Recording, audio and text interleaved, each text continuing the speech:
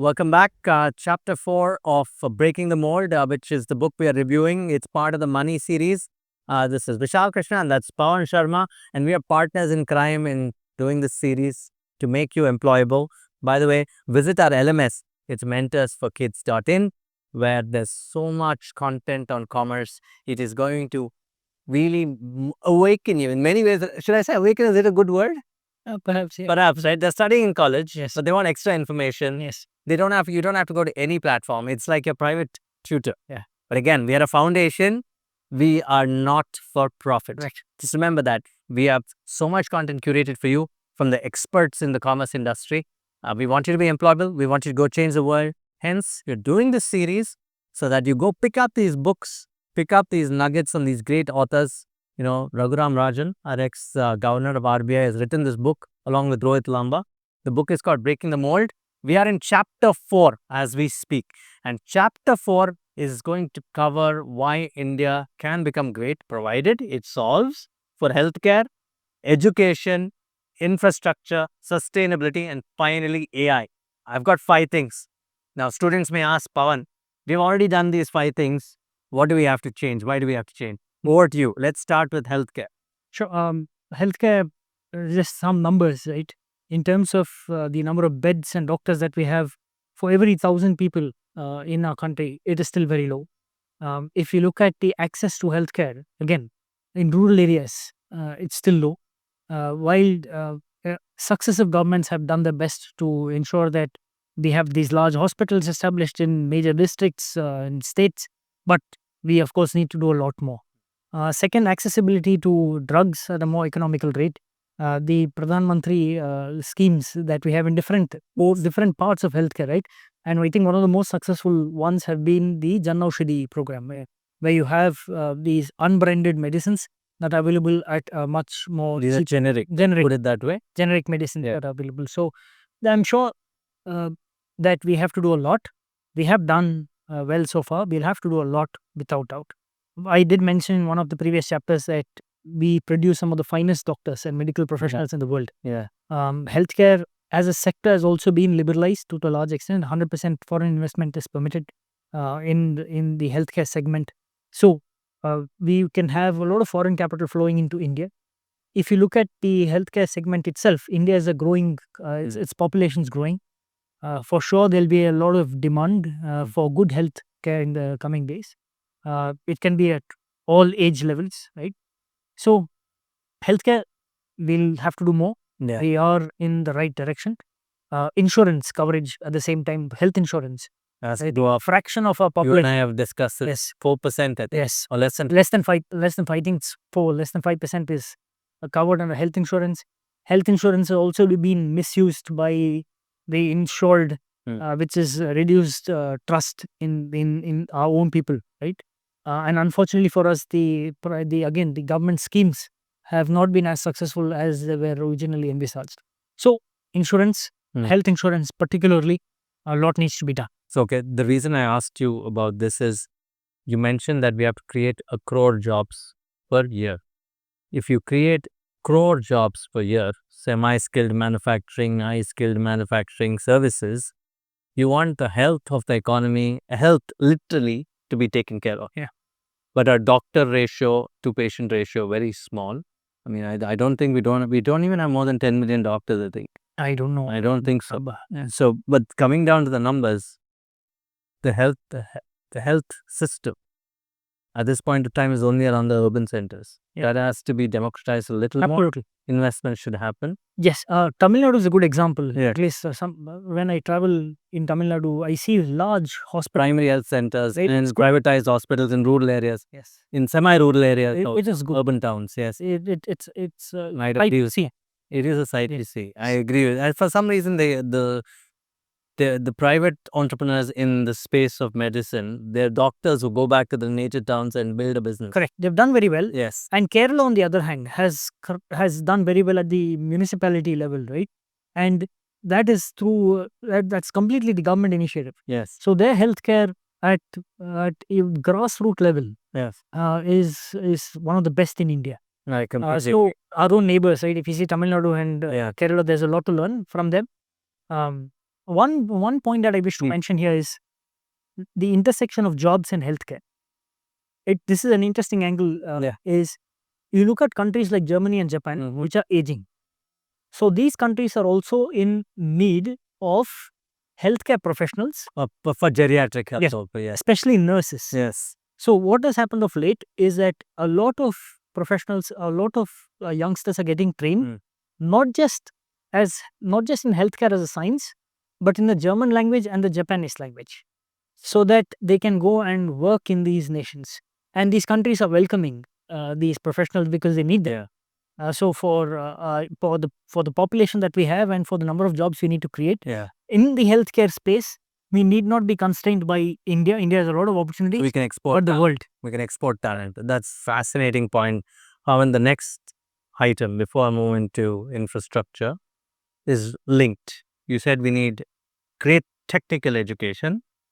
India has only of 100 students, 2% are technical. In China, it's 25% per 100 students. The people watching this are commerce students. They're our stream, right? Education, investment today, education, I'm serious. Parents complain. Education has become a business. My child is not employable. I put my blood, sweat, and tears. I've educated this chap or this lady, this young lady and person, boy. They're not employable now. That's a classic question in parents' minds. Where is education heading? Along with AI, very dangerous. You and I have talked about how AI can disrupt BCom. It can disrupt manufacturing. But you and I have always maintained, can people level up? And our jobs as human beings is to level up.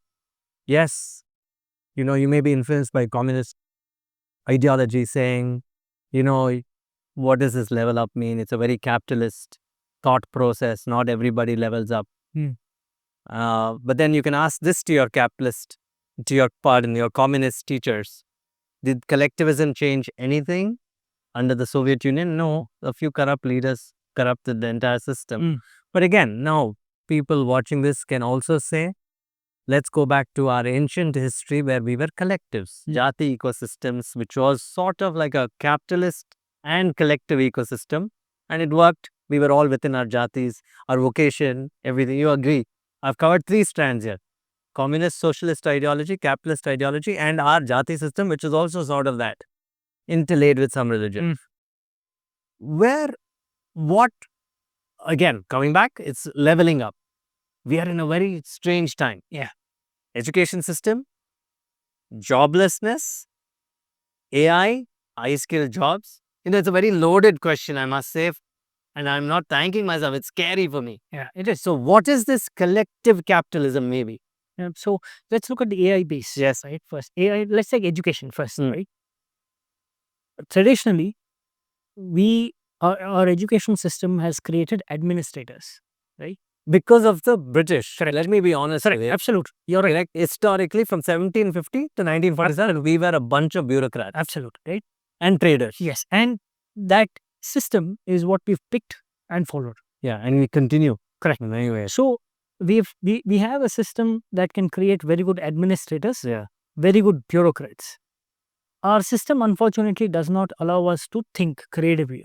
Yes. I should mention here that the new education policy that was on NEP, and states, of course, implementing it in their own ways, did make an attempt to bring in this creativity, to infuse new blood into the way we educate students, right?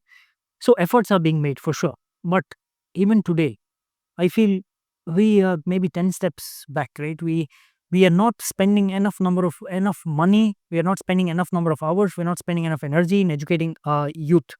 I'll give you an example, and this is something the book also brings up. Talk about your challenge and my challenge, the BCom people. Absolutely. So if you see numbers, let's look at numbers. Let's take Karnataka. Karnataka is a state that we focus on, right? There are close to 7 lakh commerce graduates in Karnataka. Nearly 2 lakh graduates are passing out every year. This is part of that, the 1 crore number that we're seeing. And this is just one state. So if you're looking at 2 lakh graduates every year, 60% of them are not employable. That's scary. Right? So what do you do? Now and the remaining 40% are taking up any kind of job that comes their way.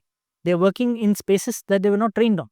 So why would you want to invest 3 years of your time, 3 years of money into a profession that you're not even going to work on in your career? Oh yeah, absolutely. I've seen a lot of big companies who Correct. don't know So- why they're doing it. It's like a paid vacation by their parents. Parents think they'll get something, but nothing. Yeah, so what we want to make sure, Again, I want to clarify this. We are not dissing BCom. We love absolutely. BCom. No, what We want it to be meaningful. absolutely. So what we want to tell our students, there is so much that you can do in BCom itself. And we have had so many professionals come to our platform, CFOs, business leaders who've come with BCom degrees and have done wonders in their life, right?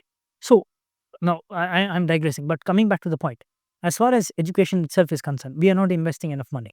One of the points that Raghuram Rajanji and Rohit Lamba bring up in their book is they look at the PLI scheme, production linked incentive, Correct. compare it with the higher education budget. One example that they give is of a semiconductor plant that is being set up in the state of Gujarat.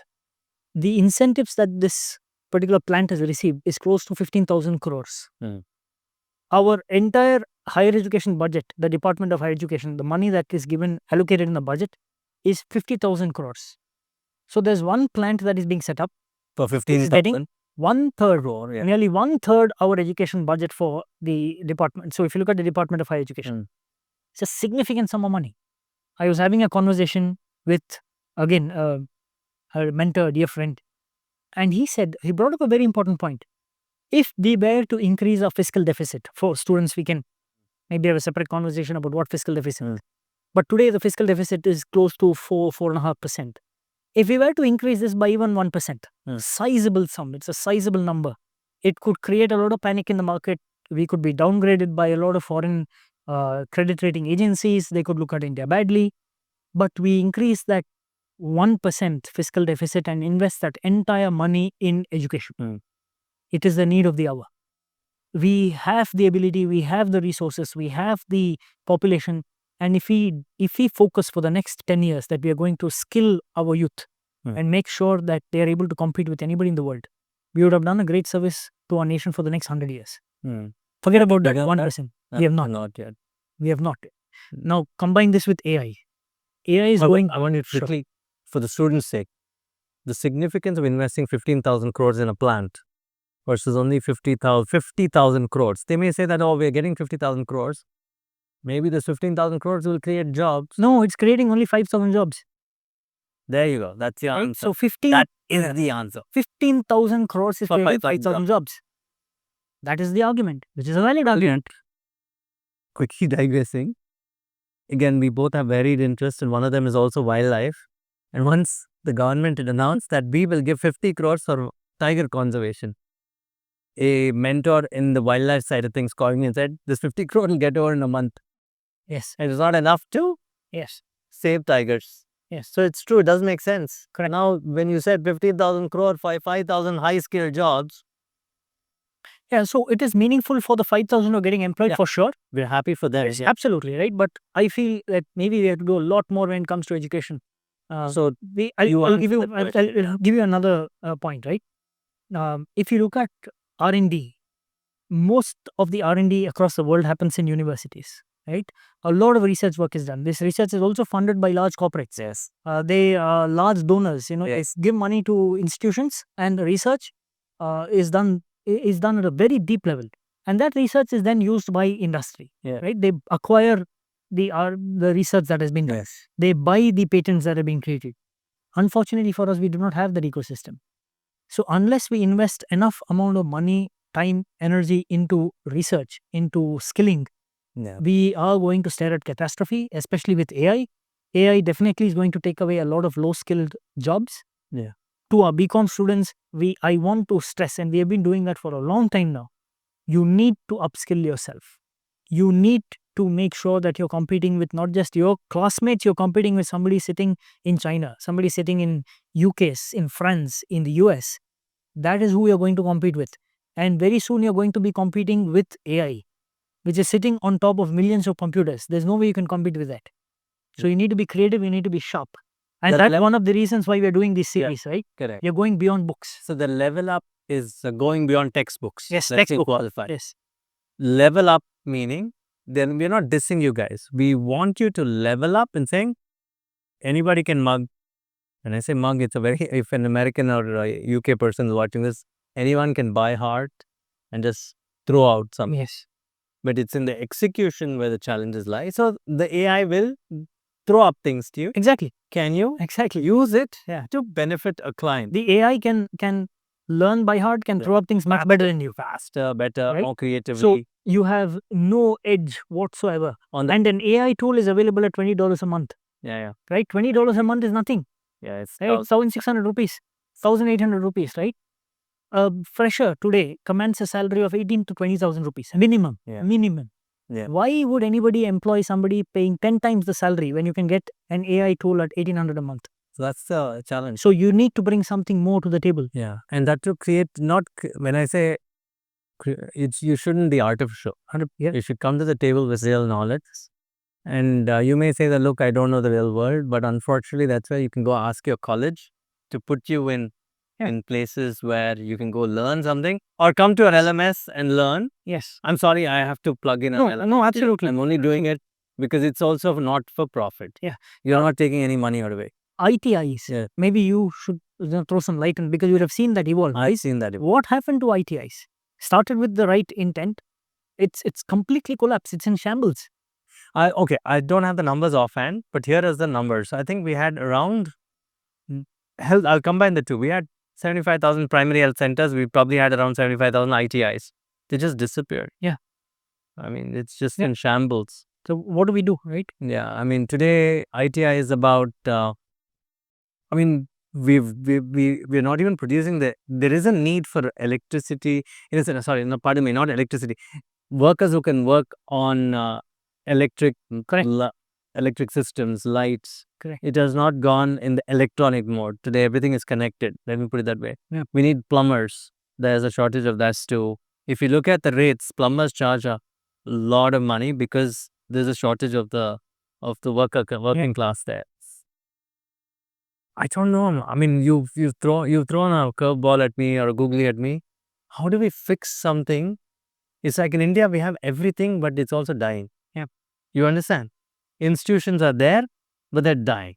So how do you revive it is my question. And therefore, the challenge of we've taken on BCom as a core subject. We understand it, and therefore, we've created an LMS. Perhaps for engineering students who get into technical training, somebody revives the ITIs. I don't know whether we have to privatize them, but that's a story for another day, right? Pavan, we covered healthcare, education, AI, and you mentioned that everybody has to level up. I'm of the same opinion. I want to move on. Startups, there's consumer startups, there's high-tech startups. And India has sort of solved the infrastructure piece. There are great roads, there's state roads, great highways, or motorways. Great highways, I agree.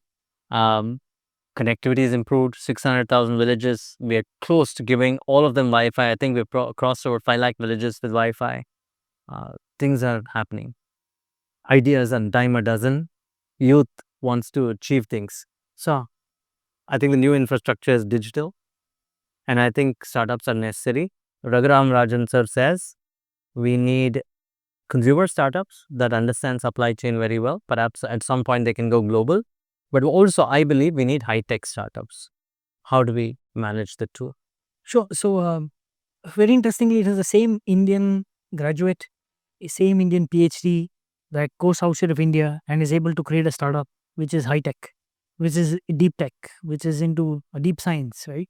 Why have they been able to do it outside of India and why not in India, right? Because it's the same founder.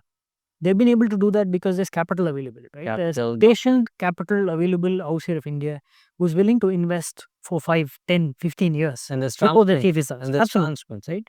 Now, thankfully, of late, we are seeing some shoots in India where people are willing to invest for the long term, who are willing to invest in deep tech, deep science, a lot of R&D, pharma, medicine. A lot of things are changing because maybe we have seen 2-3 cycles of startup. Correct. You've lived your whole life. A large part of your large part of my second part of my life. First 10 years was in mainstream. Correct. Next few years was in startup. So you know better than most, right? That we may be looking at a cycle where there's wealth in the hands of investors today who wouldn't mind setting some of it aside for the longer term. Once we start seeing capital available in these areas, I'm sure, like you said, there are a lot of ideas in India. They will attract the right capital, they will attract the right investor, and then the future is bright. Unless there's capital, I know myself because I've dealt with a few companies We myself. made our own mistakes. Yeah, but the thing is, I've dealt with some extremely bright People. professionals, Yeah. extremely bright scientists, but they maybe were ahead of their time. Yeah. And they've struggled for nearly decades now, right? It's been I've seen companies struggle for 12 years, 13 years without enough funding. But today, thankfully, you have the same idea attracting a lot of capital because there is capital available.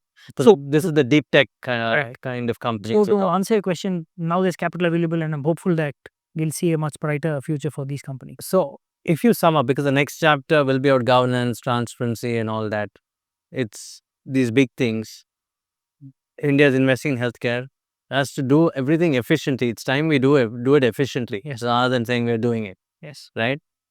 All this sustainability, is very important. We forgot to talk about the environment, and I hope we don't denude our forests. You and I attended WMG, our one of the people who sponsor our foundation or support the Mr. for Kids series. And what we see with them is they like to talk about India growing. They showed us snippets of tigers and why we have to save our forests. Yeah.